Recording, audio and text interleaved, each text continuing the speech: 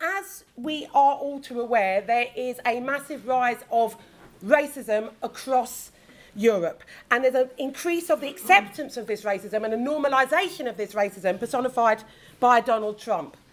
The sharp edge of this racism is against Muslims, is against migrants. Again, we're fully aware of that. So there is a European Islamophobia report, which is 700 pages of the rise of Islamophobia across Europe, published last year, that shows this across the board. So in Germany last year, 100 mosques were attacked. We have the sickening sight of the SOS Aquarius trying to land with 100 unaccompanied children and 7 pregnant women, 629 people. We see that. And with this rise of racism, there's a general bigotry that rises, and all minorities are swept into this. So only yesterday it was shown that there's been a 4-fold increase of homophobic attacks in London.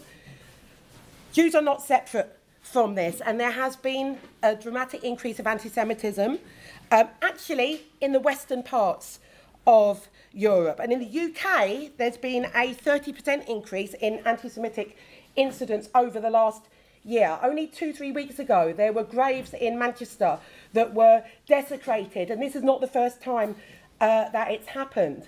And we saw people Zeke-heiling on the streets of London on June the 9th. My aim in this meeting is to explain what anti-Semitism is and to try and explain the unique role that it has within the ideology of the far right and fascism, and how to resist and defeat it. So I'm going to start with what is anti-Semitism.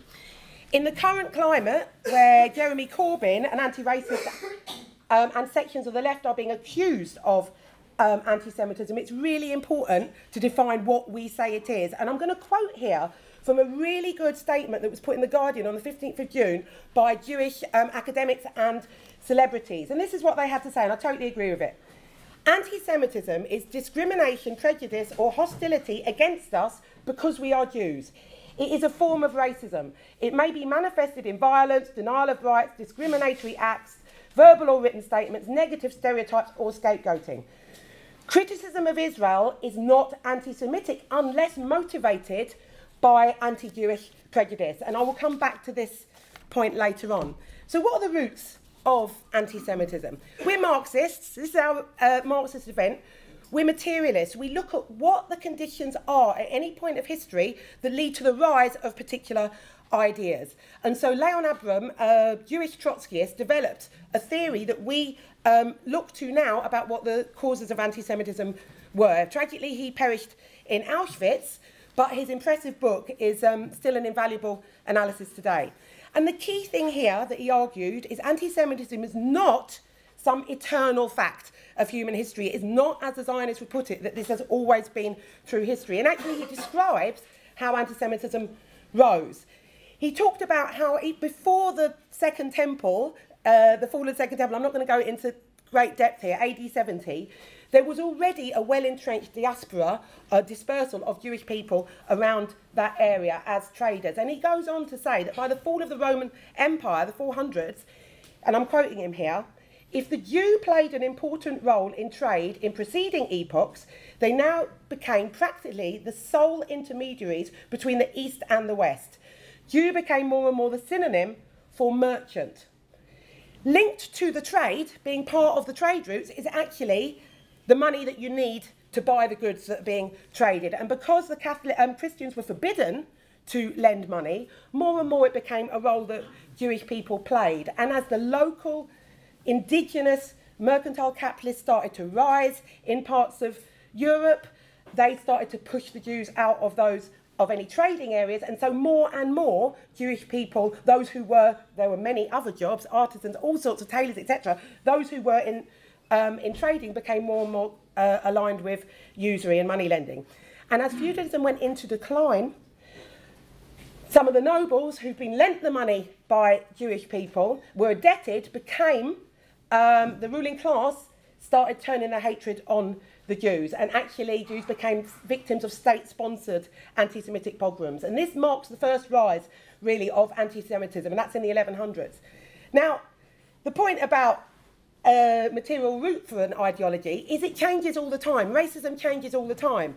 And so This was where the association with Jewish people and money came in, but this morphs and changes as we go through. And so the second rise of anti-Semitism came from a reactionary backlash against the Enlightenment, against the revolution in France, against the revolutions in Europe in 1848 and 1849. And as economic crisis hit Europe, particularly Eastern Europe, in the late 1800s, anti-Semitic violence was consciously used by the ruling classes to blame and scapegoat people for the crisis that was happening. And I just want to say here that the pogroms that were launched in Tsarist Russia, because people use the word pogrom loosely, and I think we have to be clear what those pogroms looked like. It involved invading villages, raping women, murdering people. There are scenes of people pulling babies apart on the street. And in the year 1881 alone, 60,000 Jews were killed in pogroms.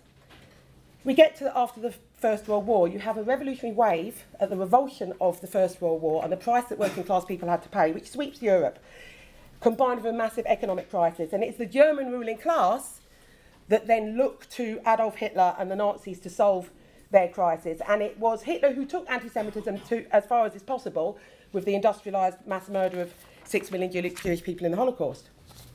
So that's the kind of backdrop of what anti-Semitism is. I want to just say something about terminology here, because I want to talk about what fascism is and what the far right is, because I'm going to be using the word far right generally, because again they're not static. So if we talk about what fascism is, Trotsky, who spent the last years of his life in exile, murdered by Stalin's henchmen in the 40s, he wrote extensively about fascism as he looked what was happening across in Europe. He described at its heart, the core is a movement of the petty bourgeois, the small business owners, the self-employed, the groups who feel squashed between big capital, big finance capital, the competition of that, and the organised working class on the other, and both of which are seen as a barrier to their very survival. And that movement, and it's a mass movement, only gains power when the bourgeoisie, the ruling class, big business, the state, think that ordinary democracy that normally works for them very well, getting us all to voluntarily go to work and be exploited every day, is no longer going to keep workers down. And so they throw their weight behind the fascists. So Trotsky said, again, quote from Trotsky, "The historic function of fascism is to smash the working class, destroy its organisations and stifle political liberties, when the capitalists find themselves unable to govern and dominate with the help of democratic machinery." How do they build fascists? Twin approach. On the one hand, you've got the street movement. And Hitler described, it's very important, because the petty bourgeois, they're self-employed, they're all these people who are not in a collective situation. He described mass demonstrations. This is Hitler, sorry to quote Hitler, but you have to use their disgusting words sometimes. Mass demonstrations must burn into the little man's soul, the conviction that though a little worm, he is part of a great dragon. This is why it's always important to challenge the fascists on the street. This is their strength. That's why July the 14th is so important. We never shy away from it. We challenge them. At the same time, they pursue democratic means, stand in elections, in order to use that democracy to shut it down as soon as they're in power. What is far right? Populism. It's got many similarities to fascism, the hatred of elites, nationalism, racism, often the cult of leader, also a similar class base, interestingly enough. However, the populist right limit their struggles to electoral means to capture the state. They don't build a mass movement to go with it. But I say this is not a static relationship. We see it changing around us all of the time. And the right will steal the clothes of the fascists to try and get in. And we're seeing, again, there were lots of meetings on this, on the DFLA and Tommy Robinson, etc. So I'm not going to go into that in any detail. So where does anti-Semitism come in to this? Fascism, it's an Italian word, Mussolini started it, was about smashing the working class. You don't have to have racism to be a fascist, but it's a fantastic mobilising factor. And the ideology around Jewish people became really useful because it allowed people to, their association with money, to vent their hatred against the ruling class, the financial institutions, and divert that rage away from the capitalist system itself, and to vent their hatred against the union. So I've got a quote here from a Nazi paper in 1923, explaining how the Nazis used Jews very well for their purposes. So it says, "How wonderfully the stock exchange Jew and the leader of the workers cooperate. Moses Cohen, on the one side, encourages his association to refuse the workers' demands, while his brother Isaac in the factory incites the masses. Perfect quote to say, Jews on both sides destroying your life. And I would argue that anti-Semitism, even when hidden from view, and they're finding it harder and harder to hide from view, actually, is actually at the heart of Nazi ideology today, and the far right. And so for the rest of this meeting, I will talk about the far right unless I'm specifically talking about fascism. And now I have to move on. What does it mean today? I want to talk about what the similarities are today to Hitler's time and what the differences are.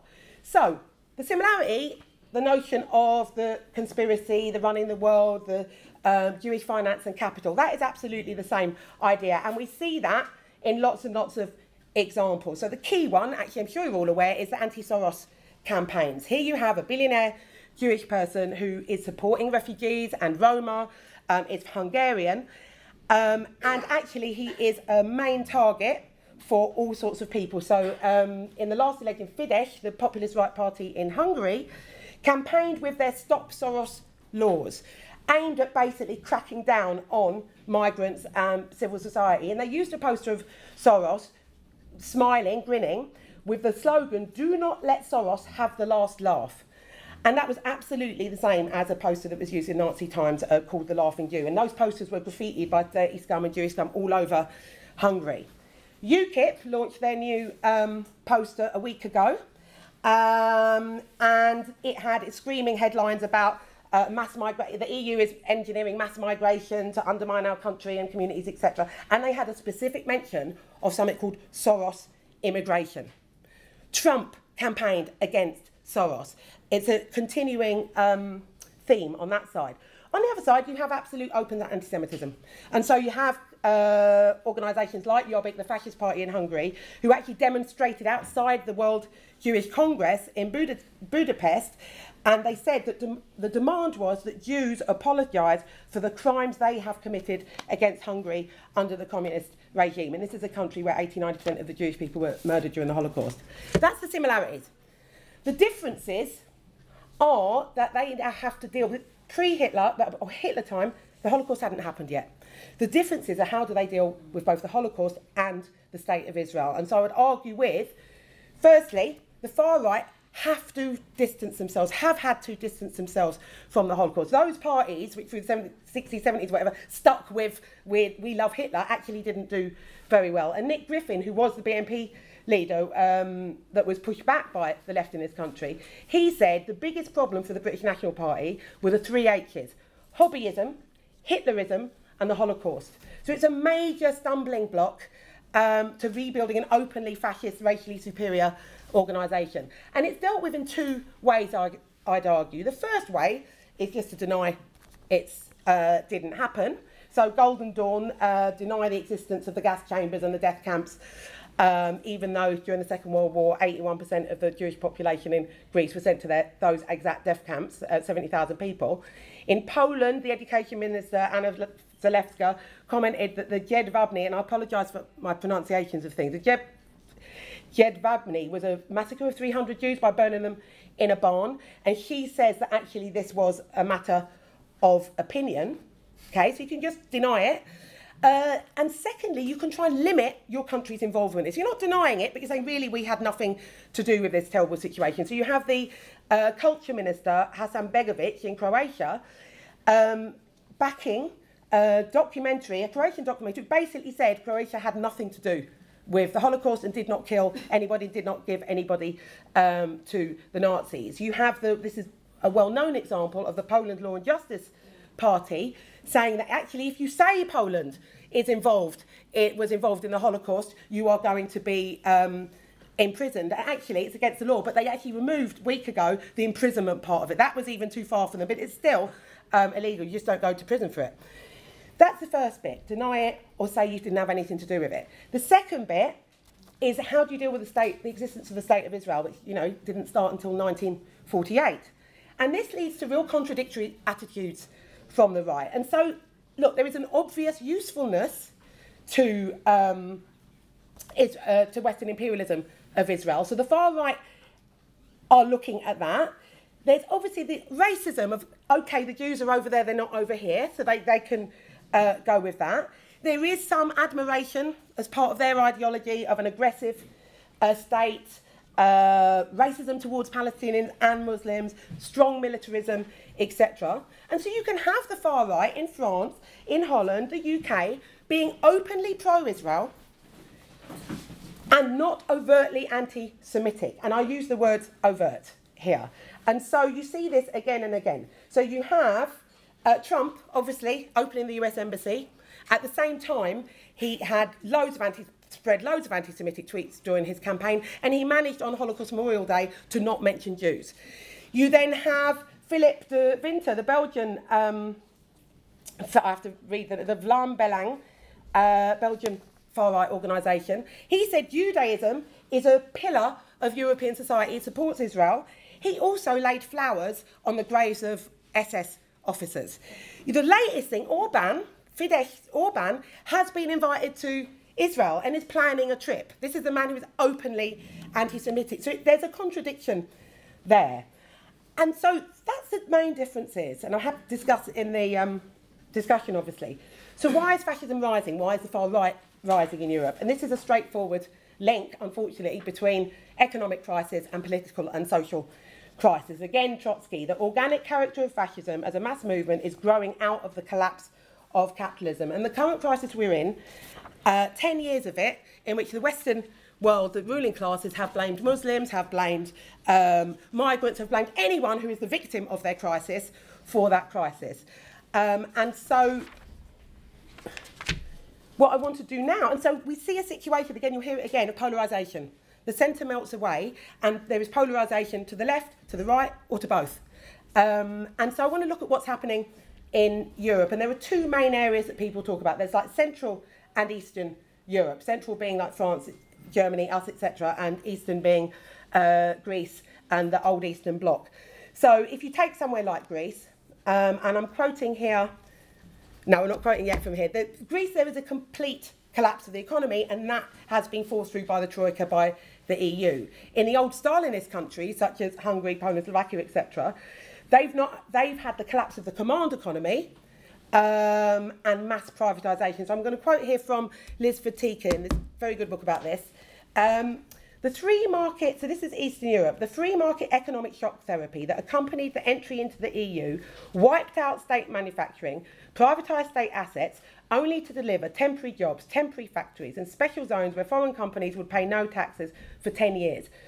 Massive privatisation, massive loss of jobs. And so the Lancet, the medical journal, found that the social stress engendered by mass privatisation in Eastern Europe between 1989 and 2002 led to a 13% increase in male deaths. Stark. And this economic shock in Eastern Europe, combined with a legacy of Stalinism, there is no sizable left in Eastern Europe, because if you've been told that Marx and Lenin are your saviours, but they were the people, the statues and the gulag that you were in, actually it's going to take a while to rebuild that left tradition. And I am going to focus on Hungary. I know there are other meetings on it, but it is the most advanced, the best or worst, if you like, example of what is happening between the far right and fascism in Europe at the moment. And so the elections in April this year, Fidesz, the far-right populist party, got 49% of the vote, and Jobbik, the fascist party, got nearly 20% of the vote. So 70% of people in Hungary voted for a far-right or fascist party. Why? 2008, the crash started, and in Hungary, in 1 year, the household debt of families was 47% of their gross domestic product. There was a massive crash.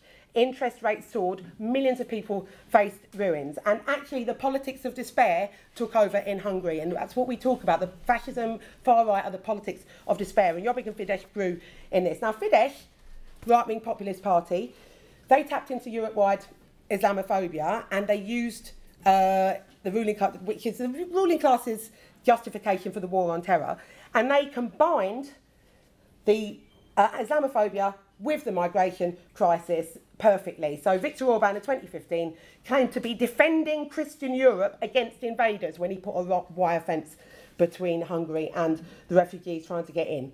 They also actively, socially on a day-to-day basis persecute the Roma people. So there is a law in Hungary that police are allowed to go into Roma homes to check the cleanliness of those families to see whether they get benefits or not. That is a daily existence for Roma. They're clearly anti-Semitic in two ways. The one I've already mentioned is the Soros posters. And the other thing is they celebrate Hungary's fascist past by attending his, they go to Horthy. Horthy was the man who was a far right and gave, far-right leader between 1920 and 1944, gave loads of Jews to the Nazis, and they celebrate erections of his statues and things like that. Jobbik, the fascist organisation, are openly anti-Semitic, and I mentioned the World Jewish Congress. One spokesperson recently said, better use could be made of compensation money that the Hungarian government paid to the Holocaust survivors.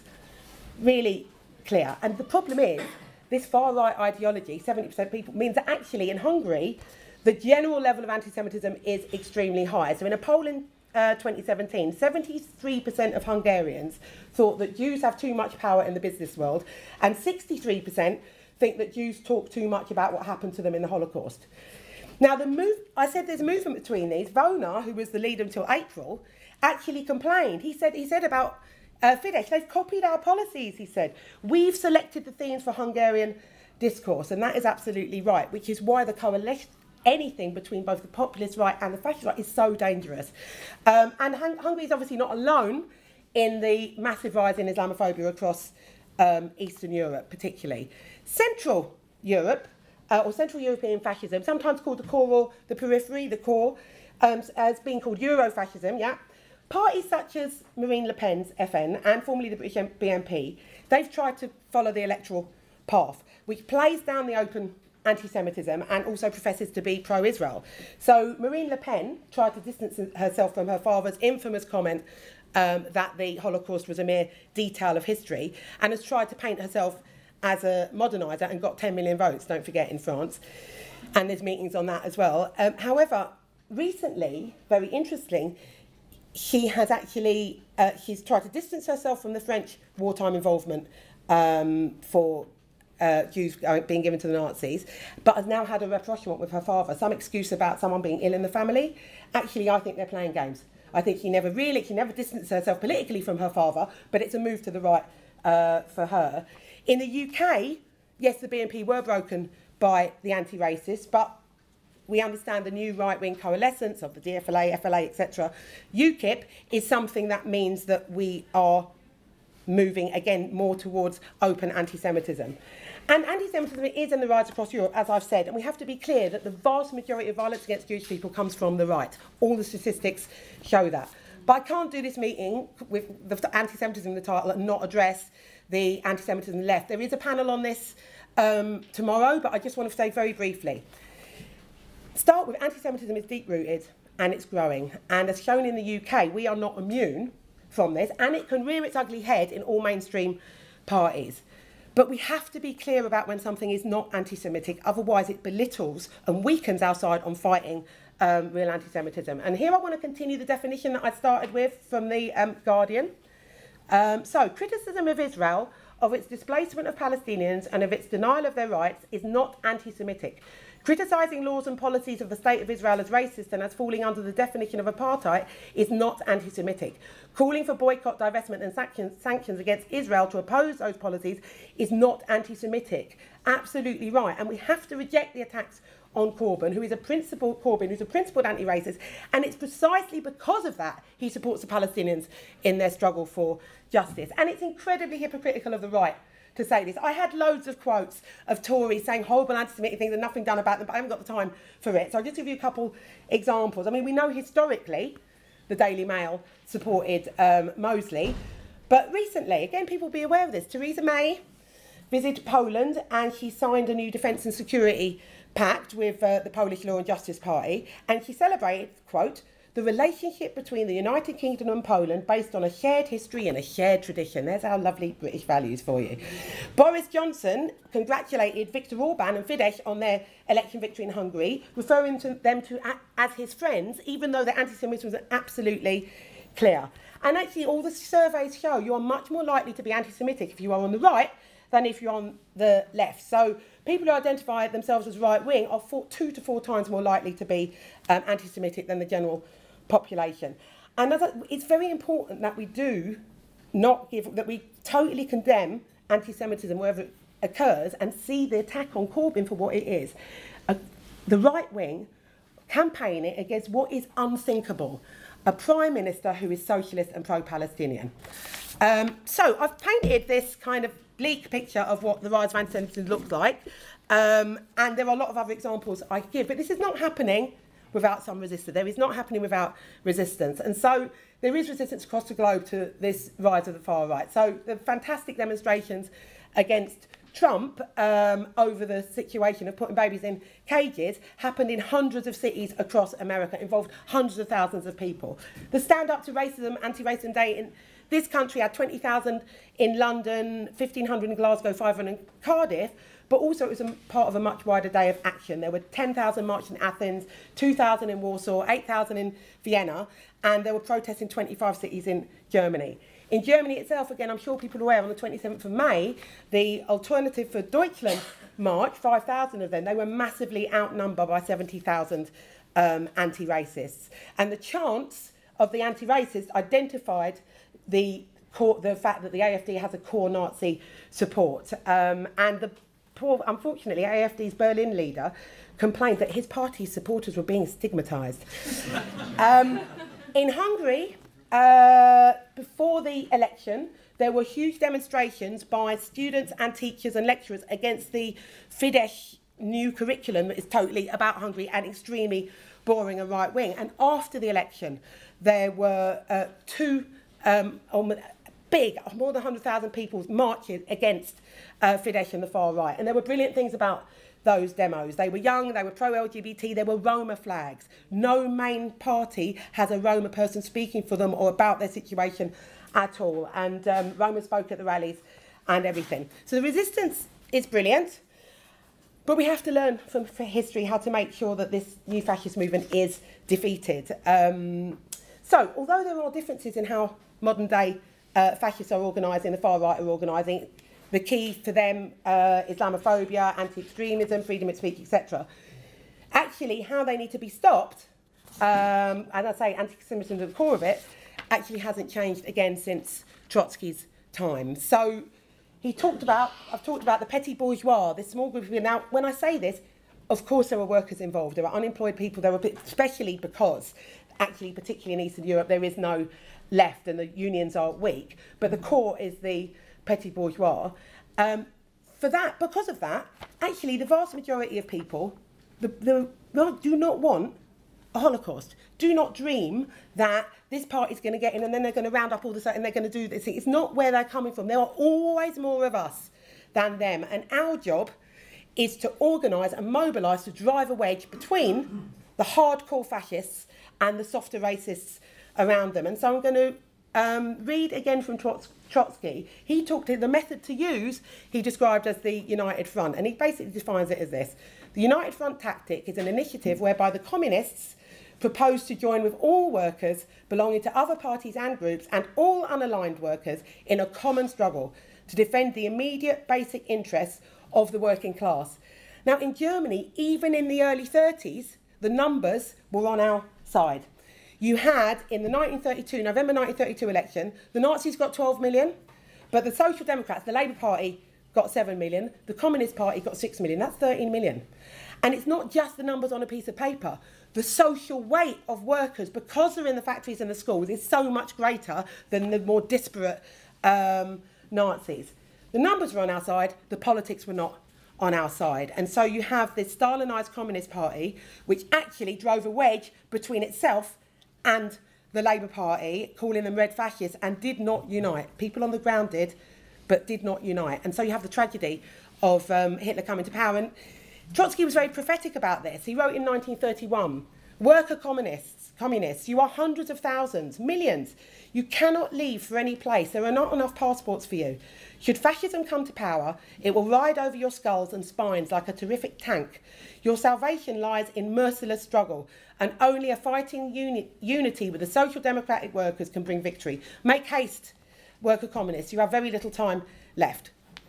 he described it better than what actually happened. The tragedy was he had 600 people to tell this to. 600 people in Germany were in his organisation. And actually, we have to work on the spirit of that united front today to make sure that we do unite with everybody around us who wants to fight fascism and the far right. And so what does it, I'm going to finish with what does it look like? What does fighting anti-Semitism today look like? I think firstly we have to be absolutely clear what is anti-Semitism, how it grows, and what is not anti-Semitism. So if you know your enemy, you know how to fight your enemy. It means you always challenge anti-Semitism whenever it comes up, both with words and with deeds, as we challenge all racism. And that's why the march again, as I say, on the 14th, you'll hear it again and again, is so important.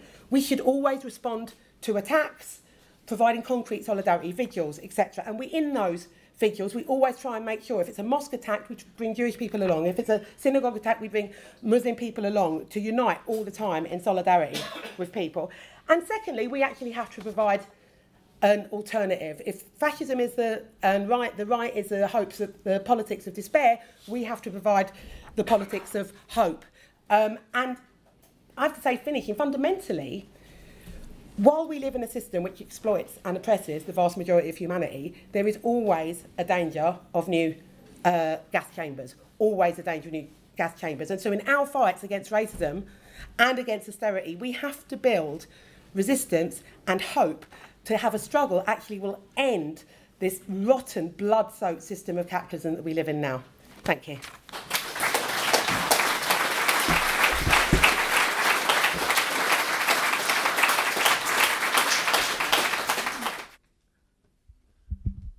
That was really, really helpful, I thought. It's a huge subject, obviously, to cover. Philip G. Winter, you mentioned, the leader of what used to be called a Vlam Bloc, now called a Vlam Belange, was in London recently, people may know, speaking on behalf of Tommy Robinson, right? Open anti-Semite, as you said, etc., etc.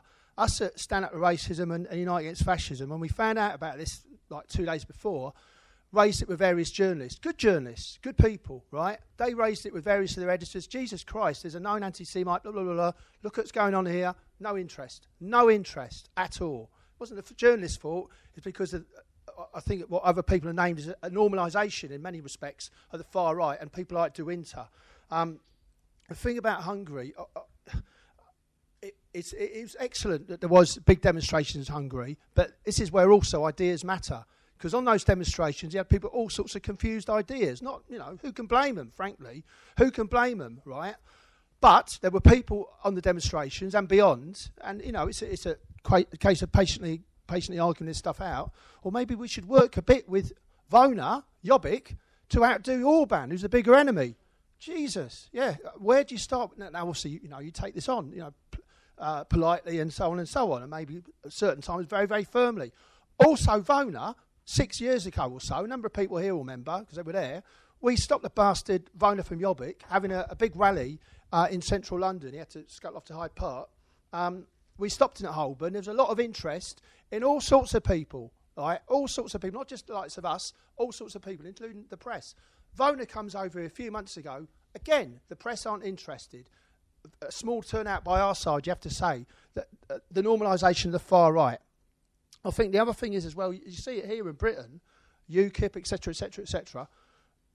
Also, the terrorism of the far right. Darren Osborne, his ex-partner said he was influenced by Tommy Robinson and so on. The Finsbury Park murderer, National Action, who tried recently to kill it, who had plans to kill another Labour MP. This stuff's coming home. But I think the great thing about places like Poland, in the horror that it is, there's also excellent anti-fascists out there. There's also a brilliant mobilisations around the clampdowns on abortion. Brilliant demonstrations led by women, the left, Greens, etc. against the clampdowns on abortion.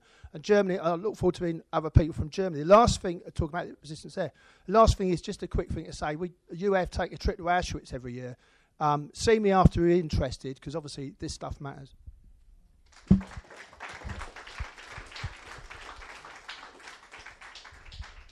Yeah, I just wanted to thank Anna. I really enjoyed that talk. I thought it was absolutely brilliant and so clear-cut. And I just kind of wanted to talk a little bit about anti-Semitism in my generation, because I think what you said, is certainly Islamophobia is, the most rampant form of racism. That's what's being peddled by the state.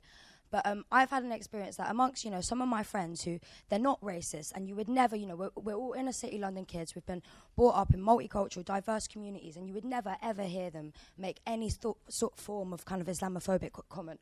They're all so clear on what it is, and you would just never kind of hear it in my friendship circles.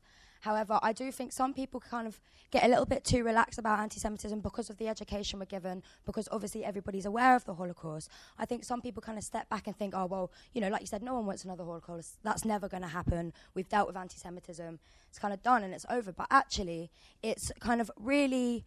it festers in kind of stereotypes that you've got, you know, young people in generations saying stuff like, you know, don't be such a Jew, when they, like, you know, when you buy drinks or stuff like that. Or, you know, I'll be listening to a song at a party, they'll be playing Jay-Z, and Jay-Z's just released an album, and one of the lyrics in the album says, do you want to know why, ever wonder why the Jews own all the properties in America? And, you know, and it's standard commonplace of, you know, things called a Jew goal when you're playing FIFA, and like anyone in my generation, you'll be completely aware of that. And I think we also need to, you know, challenge these things, because these are coming from our mates who, they're not racists, they're not anti-Semitic, but for some reason, it's almost just considered a joke. And I think that's something that we really need to try and address. And also, I am happy that you mentioned about, again, the anti-Semitism on the left, because it's just this really odd, stupid dichotomy where I've been attacked for supporting Palestine, I've been called an anti-Semite, and I've responded by what, you know, firstly, I've given the arguments about how it's not anti-Semitic to criticise Israel, and I've also stepped back and said, look, I'm a Jew, I'm not an anti-Semite, my grandfather, you know, was a victim of the Holocaust, and then I'm turned around with an argument, oh, well, there you go, the radical left is infiltrated with Jewish people, it's a Jewish movement. And you're like, you know, you can't fucking win, the radical left's like riddled with anti-Semitism, but then we're also a Jewish movement, and it's just, I mean, it's absolutely ridiculous. But yeah, thanks for the talk. I really enjoyed it.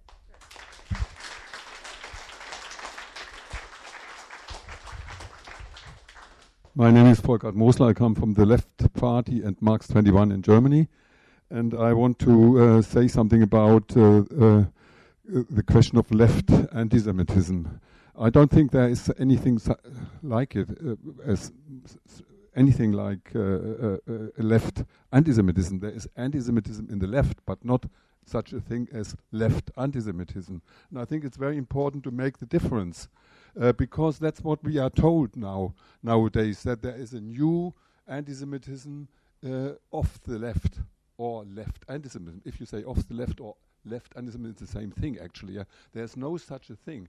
Of course, people have contradictory ideas, as Anna said in her talk, but there are working class people who are struggling for their lives, for their interests. They have reactionary ideas, and of course, there is prejudices in the working class and so on. We would never deny this, but I think it's very important to state that there is no such thing as left racism or left anti-Semitism. So this is the first thing I want to say. The second is, in Germany, anti-Semitism after the Second World War was forbidden, or was made illegal in a way. Yeah, you were not allowed to say, if you say Holocaust didn't happen, you go into prison. That's what is really the case. So that's quite good, but this doesn't mean anti-Semitism doesn't exist. We have 8 million members of the Nazi Party in 1945 at the end of the war, and all those families were not just disappearing. There was always an underground tradition from the Nazi past up to today through the families. And the second thing is that the new nationalism of the right-wing party, the AfD, they support officially Islamophobia. But with Islamophobia comes anti-Semitism. And you can see how the narrative goes. Viktor Orban said, George Soros is responsible for the refugee crisis. That's what Gudenus from the FPÖ in Austria repeats. He's the leading member of the FPÖ. That's what Meuthen, the leader of the fascist party, half-fascist, semi-fascist party, the AfD, now say. So they say that anti-Semitism comes with Islamophobia.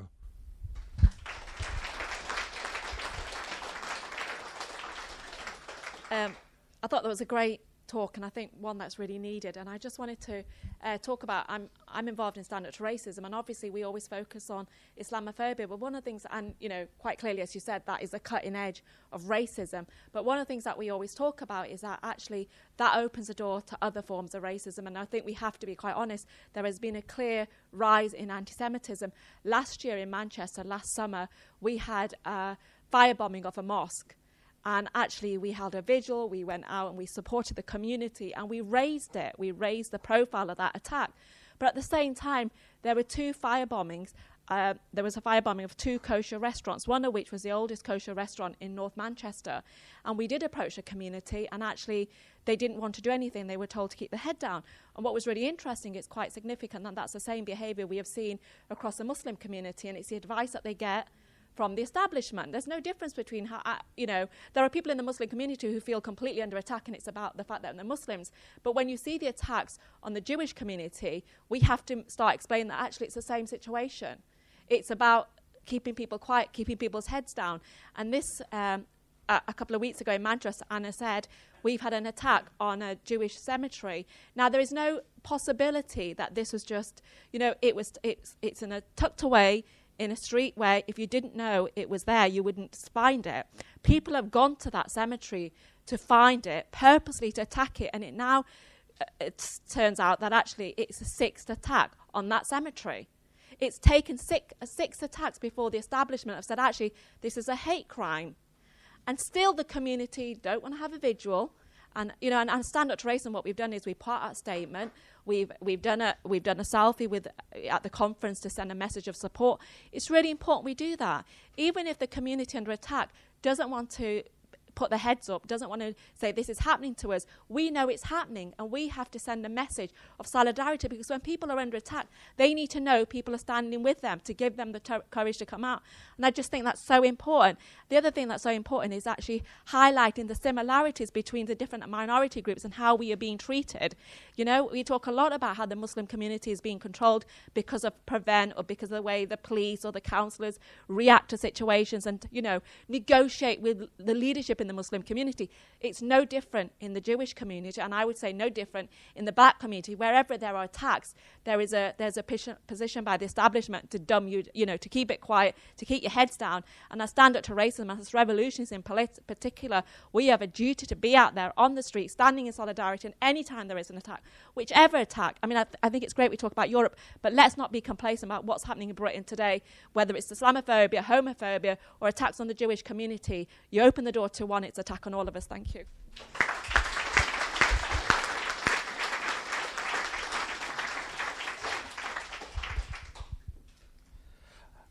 The rise of the far right and fascism lets rip racism in every form. In Ukraine, over the last year, there have been a series of vicious pogroms, and I use the word precisely, against the Roma, where the successors to the Nazi Azov battalion have gone into the camps with clubs, set fire to the camps, attacked the Roma, and there's been a whole series of escalating murders. And I want to address, in that context, if you like, one of the unique characteristics of anti-Semitic ideology, because it's not necessarily measured today in terms of the number of attacks, though they clearly do happen, and physical attacks and abuse of Jews, compared to, example, what a Muslim hijabi woman would face in Newham, where I live, compared to me.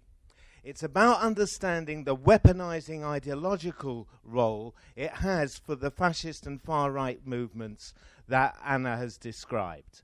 Because they come from a certain place, trapped between big capital on one hand and contempt for the working class on the other. And in trying to forge particularly fascist street movements, they rely on an ideological driver that explains to the Nazi hardcore where the root of every social crisis, every economic crisis, every military defeat, every strike comes from. And right from its inception, for modern anti-Semitism, this was where the Jew came into their own for them.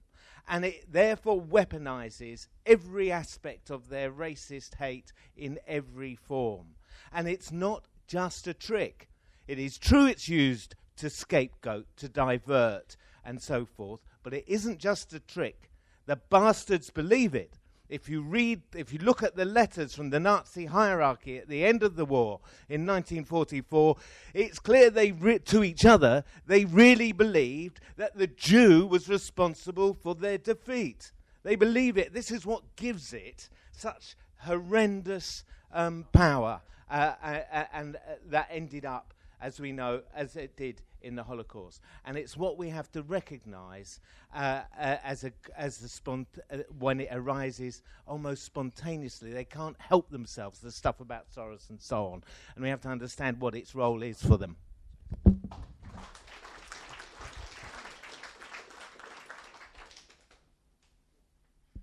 Thanks. Comrades, I want to talk about experience I had recently. I was invited over to Vienna to speak at a conference on anti-Semitism.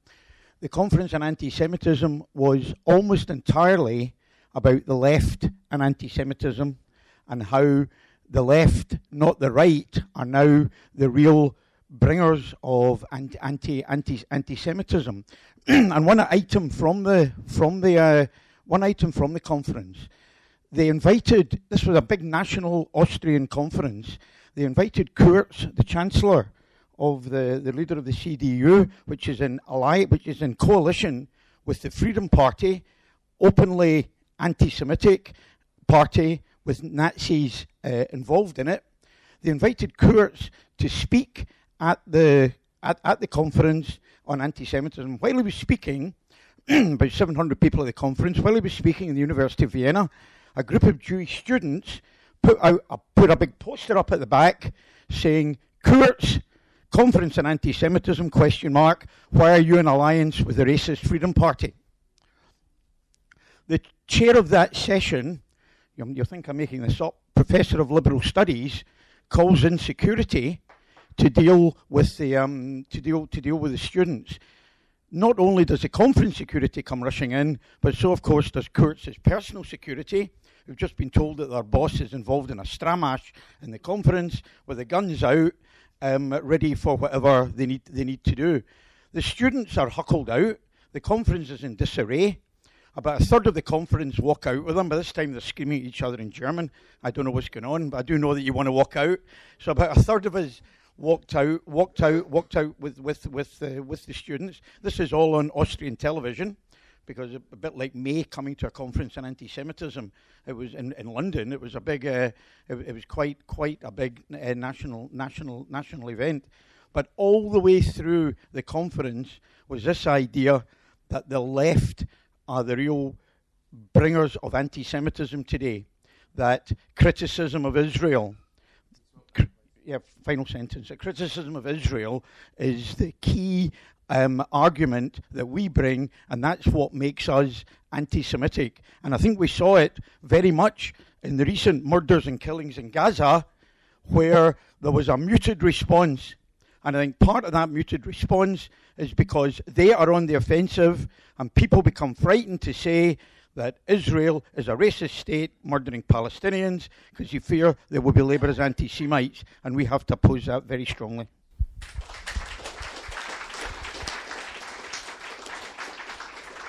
I will call another 3 more people, but unfortunately we don't have any more time for more contributions. Yep. Yeah, a lot of anti-Semitism at the moment is under the radar, isn't it? I mean, Anna was right to point to the horrific high levels of support amongst the general population in Hungary for, anti-Semitic tropes and myths, 60-odd%. Believing various long-standing lies. But if you look at the UK, the Community Security Trust found that there is support, substantial, in the UK population. Jewish people think they are better than they are. 12% agreed that is the case. Jewish people get rich at the expense of others. 13% of people agreed with that. And a similar proportion agreed with the statement, Jewish people exploit their victimhood over the Holocaust. So, you know, let's not be complacent. The Community Security Trust also noted that in no way implied that the similar numbers of people were actively involved in anti-Semitism, but rather that there was a pull of these ideas. When it came to actual incidents, actually they found a huge proportion of the incidents that were reported to them took place in Greater Manchester, in a small part of Greater Manchester, where I'm in the Manchester branch of SWP, but in Bury, so you know, a few percent of the Greater Manchester landmass had something like 92 anti-Semitic incidents. You know, you're getting on for like 2 a week in 2017. We have noted that we have a bit of a way to go, haven't we, to building the sizable, weighty, trade union-rooted, community-rooted, anti-racist movement that we need to combat the frightening rise of the far right. And one way we can do this is by trying to do what we can to mark and to make a stand against such incidents. We can't always get full agreement from people for massive mobilisations. In Manchester we had relatively small numbers, you know, a few hundred out against the Football Lads Alliance and the Democratic Football Lads Alliance, who mobilised 1,500. But in order to get there, we can approach people to take part in vigils, to sign statements, to take part in a selfie that I think Naila was talking about, just to show support and to show that Stand Up to Racism is serious about making a stand against anti-Semitism and all forms of active prejudice.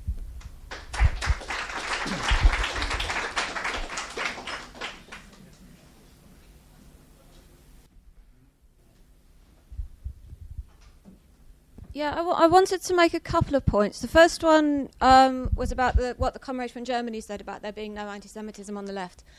I was arguing for a long time that I'm not in the Labour Party and never have been, but a lot of my family have, a lot of my friends have been for years and years, and for a long time I was saying I have never known any anti-Semitism within the Labour Party.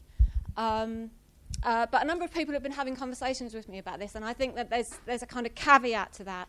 I think that if you don't have an understanding of the economic role and the military role that Israel plays in the world, then that can lead you to a type of anti-Semitism. Because if you don't understand it as a colonial settler state that is an arms base for America and for an imperialism, that can lead you to saying, well, why is it that Israel continues to get the backing that it does?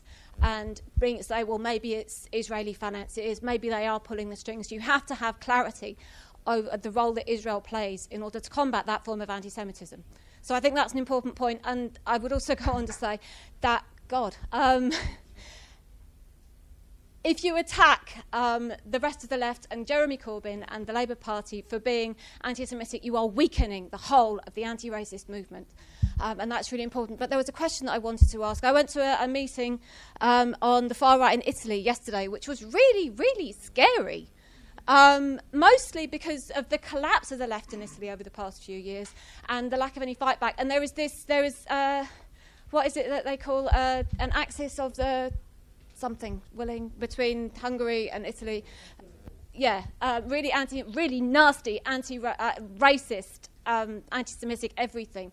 And I think in this country we have a really fantastic tradition of fighting fascism and fighting racism. And I don't want to be complacent about this because the last fascist demonstration, our turnout was appalling. But, you know, we know how to build, and we have taken the lessons from Trotsky and, you know, really, really learnt from that. What I wanted to know was, to use a horrible phrase from the public sector, how do you share best practice? How do we build this and take that out to the rest of Europe and the rest of the world?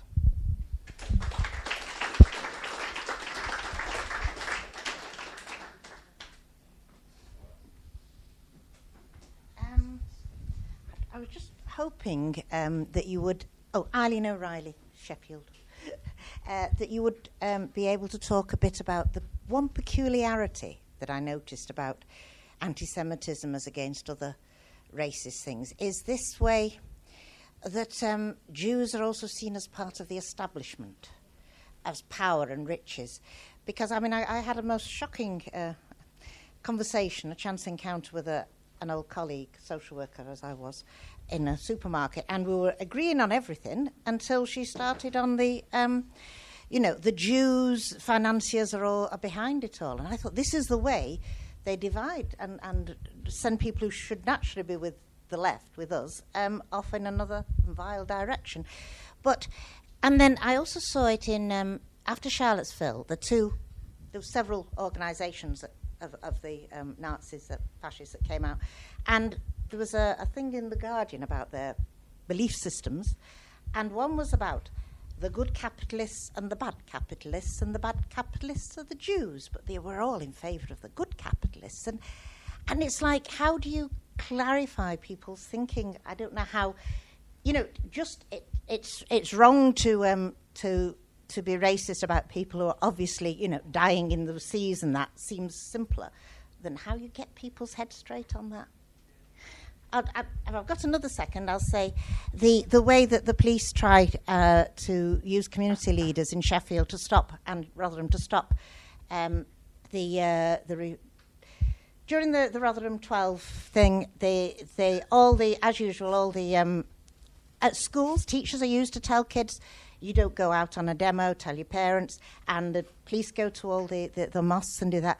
And this was working. There was very little support, really, in the community for the Rotherham 12 until, as you probably all know, emboldened because the murders come because they've been legitimised by state. And so an 80-odd-year-old guy on his way to the mosque was murdered by Nazis, and they still tried to pretend it wasn't a hate crime at first. But that did finally bring the community out, but we don't want to wait for murders.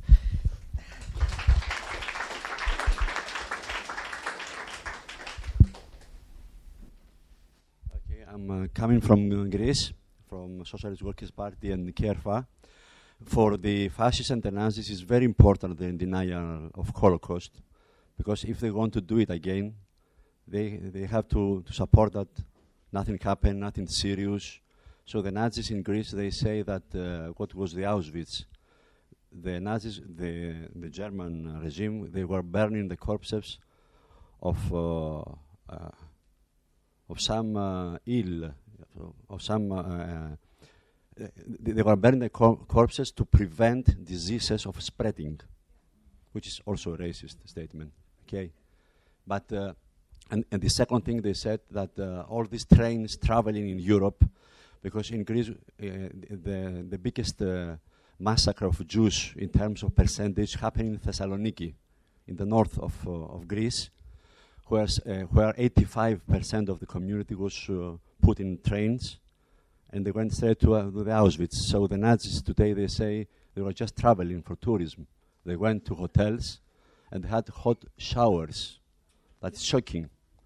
So it's very important for the Nazis to open this thing, because anti-fascism has a big symbol, the condemn of Holocaust. So it's a big fight against the fascists. In Thessaloniki, the mayor, who was supporting the Jewish community and is now opening a museum of Holocaust, he was recently attacked by the fascists. He was physically attacked because of all the campaign in Macedonia. Macedonia is Greece, but Thessaloniki was a Jewish town. And one of the reasons why the Nazis they were attacking the left is because hundreds and thousands of Jews were part of the socialist movement, they were part of the trade unions, and especially in Greece they were on the leadership. And we had also members of the parliament in that period. So they want to destroy this memory of unity between the Jewish and the other workers, and also the memory of a common fight for socialism. This was not the prospect that the leaders of the Jewish community were proposing to them, and they finally ended to Zionism. But we have to remember all this tradition. The comrade all the way at the back first. No, not you.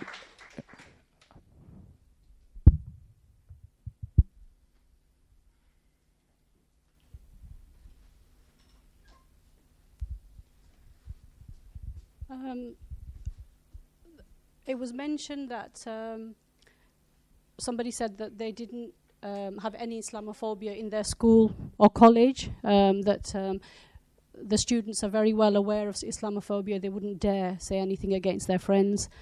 Islamophobia is definitely happening. Attacks are happening. In Bolton, there was a woman who was beaten in front of 3 of her children. She was hospitalized in critical care, intensive care. So that's what's happening. Her children watched this. So that's what's happening. Islamophobia is happening today, and it's so huge. It's just the beginning, actually, and sporadic. You know, there are cases where people are being killed. So just to see it in one small area and think the students around me or the people around me, you know, wouldn't stand for it does not mean it's not happening. Being complacent about anti-Semitism, that is just not going to happen. That's just not what we do. We've learned from the Holocaust so many valuable lessons, and all those valuable lessons are going to help us to deal with the Islamophobia.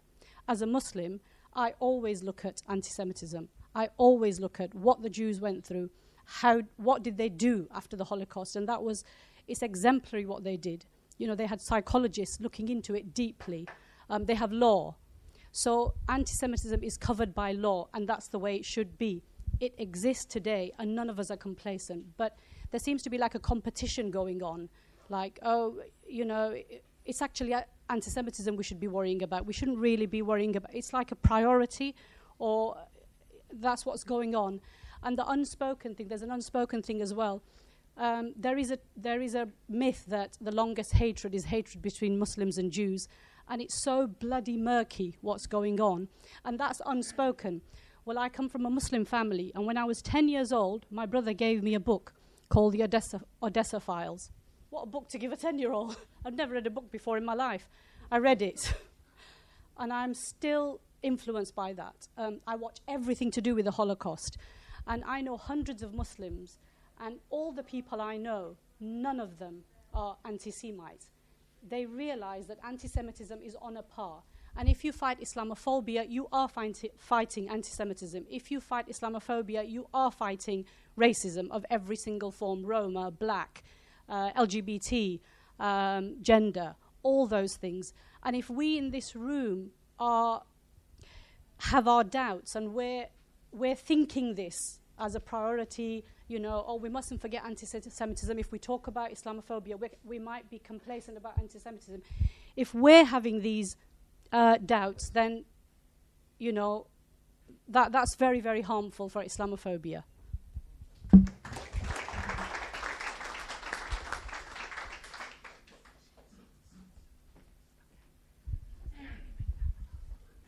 Just to quickly come back on that last remark, I come from, I live near an area called Stamford Hill, which has got a very large Hasidic Jewish community. And there's been a very long tradition of Muslims and Jews coming together to defend the area against racists. And this has occurred over several times over the last, in the time that I've lived in the area, in the last 30 years, there's been several occasions when this has happened. The thing I really want to talk about, actually, I mean, there's a huge number of things that are very worrying about what's happening and so on and so forth. But for me, one of the other things that I'm worried about is the lack of a real campaign amongst sections of the left against the idea that we are the cause of anti-Semitism. Certainly, I mean, a good example was what happened to me at my union conference. I'm in the National Union of Journalists, and we put a motion to conference, not exactly condemning the International Holocaust definition, the one that the government's adopted of anti-Semitism, but more the examples that are used as an illustration of this. For example, to condemn Israel is to be anti-Semitic, for example. And the response, I'm on the NEC of the union as well, and the response of the NEC, for starters, was to try and tie it all up in legal definitions and so on and so forth, to try and find a way of avoiding the issue and so on. But we managed to actually at least be allowed to put in the motion And when we finally put the motion, a comrade Mike Simons, who is a Jewish comrade, put the motion, and it was very well put, and so on and so forth, and the response was to close down the debate. A procedural method was used to close down the debate. They did not want to debate it. They didn't even want to debate it. They just wanted to push it away. They don't want to talk about it. And it's very, very worrying that the left has been, the lack of response from sections of the left over this issue. I mean, as far as I'm concerned, the Socialist Review and the Journal and so on, so Rob has written and so on, I think we've responded extraordinarily well to these completely incredible attacks. But the fact of the matter is, where is the rest of the left over this? I mean, I find it very worrying. So there is an argument to be had, absolutely. Obviously, we have an argument with the rest of the left about coming out to stand up against Tommy Robinson and his lads and so on and so forth. But there is another argument going on which is very much associated with the two go together. Anyway. Yeah, okay. Right, thanks for your contributions. I'm going to start with what the comrade said about what the German comrade said. In the German comrade's defence, what he said was, there will be anti-Semitism on the left, there is no left anti-Semitism. He was trying to draw a complete distinction between them. And I just wanted to say something that actually, and again, I'm not talking about this because there's other meetings on this, just briefly, if you have a state that identifies itself with Jewish people and then goes round and murders children, it is not a surprise, Palestinian children, that some people will say, if that's a Jewish state, if they call themselves, this is what Jews do, I don't like it. But the key thing here, the vast majority of incidents, and I know that's not the key, are from the right, and the ideology serves its purpose completely for the right and not the left. And I want to just comment on the number of incidents. I don't think there's a competition between who's most oppressed. I think the key is to see what the general trajectory is and what that looks like now and why we have to take on all of it. I do want to say there are on average 54 Islamophobic incidents a day in this country.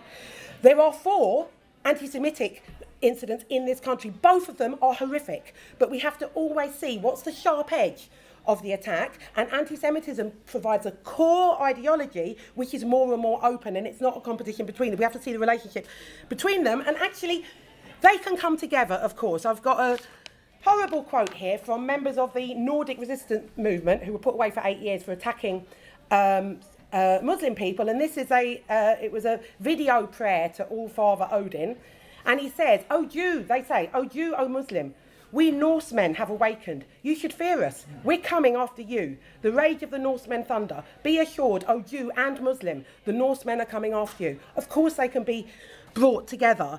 And actually, the social day-to-day use of racism is against Muslims, is against Roma people. But without an ideology that explains, you can't, the terror, they can do all of that, dirty people, etc., they can do all of that, but anti-Semitism provides the rationale. Remember the core of this group, what class they represent. You can have that Marx, that Trotsky, they were bloody Jews, and the leaders of finance capital, they're all Jews, and of course they're not. But coming to the point you made, the connection with money, as I've tried to say, racism changes, ideologies adapt, but they don't lose the core of them. So anti-black racism came with slavery, but actually it's morphed into laziness and male predators, etc. It's always changing for as society changes. That rationale of big finance capital is what the anti-Soros stuff is about, is when anyone says cabals, groups, puppet, all of that comes to this idea that there is one group of people who have got a conspiracy to run the world. And therefore, that connection of money is going to come out amongst young people, that horrible anti-Semitism. When I was young, 70s, Jew bug, you're being a Jew bug, that was the phrase for being tight with money. It was absolutely clear and open and normal. So this is not a new thing. How do we get over this? And just slightly on the Holocaust itself, the problem is those generations who survived it are dying out, and actually it's a memory we have to fight for. So I want to urge people to go on. My head teacher has allowed me to go to Auschwitz this year so that next year I can take students, because we absolutely have to put it at the heart of our fight against all racism, actually, because exactly they want to do it again. But what do we do then? How do we do this with the people around us? I think the first thing you do, anyone who's, they can come out with horrible stuff, they're going to hate Trump. Anyone remotely decent is going to hate Trump. So you absolutely push for it. I mean, we don't, if we're there or not, it will make absolutely no difference in terms of the numbers of people, but actually it will make a difference to what happens the next day. Because if you're having a really massive, we hate bigotry, this horrible, disgusting man who locks up babies, this is our version. This is our version, even more scary than that version. Let's meet them on Saturday. And actually the confidence that people get next Friday will feed into Saturday, hopefully. And it's a weekend against bigotry. That's what we're calling it at my school workplace, weekend against bigotry. But to finish with somebody mentioned, and I can't remember which it was, talking about how social situations, I'm really sorry, I didn't make a clear note of this, but I just wanted to talk about how capitalism throws up all sorts of movements we wouldn't think about. So if you think about the abortion victory in Ireland, that might not have been the same if they hadn't had this massive fight over water pipes. Who knew it would be water pipes that they were fighting over? The Hungarian situation, who would know that what would bring people out would be the education system? You have no way of knowing. And because capitalism doesn't work, because capitalism will constantly throw up some kind of resistance in the teeth of the ruling class, who will always blame other people. They never go, you know what, we fucked it up, here you are. They will always blame us, okay? It gives us opportunities to unite with the people around us, fighting whatever the injustice is, and not just defensive fights. Fighting against fascism and racism is a defensive fight for the working class, and absolutely necessary fight. But within that fight, you can gain confidence, you can move things, so you start going on the offensive, and you can start getting working class people to realise really what is possible and the kind of world we can live in. And that's what we want to try and build in the SWP. And please join us if you haven't yet.